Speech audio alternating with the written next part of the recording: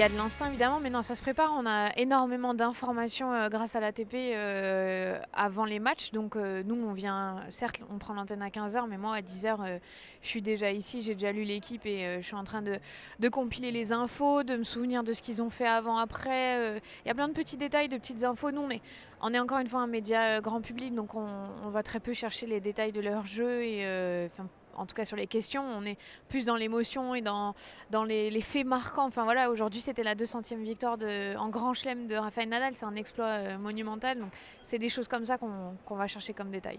Aujourd'hui, c'est ça, Nelson est en repos, donc je le remplace.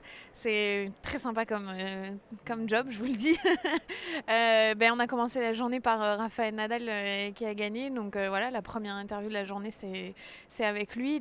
Juste derrière, il y avait peut-être 1 minute de battement. Il fallait faire l'entrée de Jo-Wilfried Tsonga sur le central. Donc il faut tout de suite être prêt pour autre chose. C'est beaucoup, déjà on fait dans des langues différentes. Il faut réfléchir au match, à la question. Et puis une fois que le match de Jo-Wilfried était lancé, Djoko lui était quasiment en train de terminer le sien. Donc on part sur le Langlen. Et puis on essaye aussi en même temps de voir dans la tribune principale présidentielle, il y a Tony Parker, donc essayer d'aller le faire. Voilà, il faut avoir un œil un peu partout. Hoy es el partido número 200. Non, c'est sûr que c'est très bien. Moi, je leur demande toujours avant aux joueurs parce que maintenant ils parlent de plus en plus français, c'est agréable.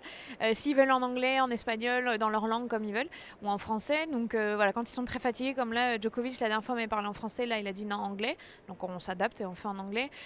Par contre, ce qui est très agréable ici, c'est qu'on a une traductrice.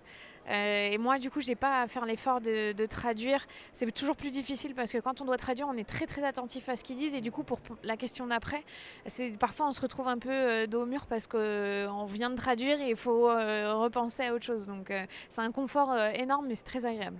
Jamais je ne porterai autre chose que des baskets. Pourtant, c'est le tournoi apparemment qui est le plus petit en termes de volume, mais vraiment on fait des kilomètres, on monte des marches, on va partout. Alors cette année il fait pas chaud, donc c'est pas très grave, on transpire pas trop, mais il y a des moments où on fait monter le cardio, mais c'est agréable, moi j'aime bien, c'est marrant. Je trouve que c'est le défi justement, c'est ça qui est chouette, c'est qu'on est tout le temps sur le qui-vive, on regarde les scores, ok là ils vont finir, on va là, viens on part par là, c'est hyper agréable en fait.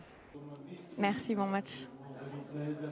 Là, je sors du match donc de Tsonga, sauf que Serena Williams, elle est en train de plier un peu son match, ça peut aller très vite.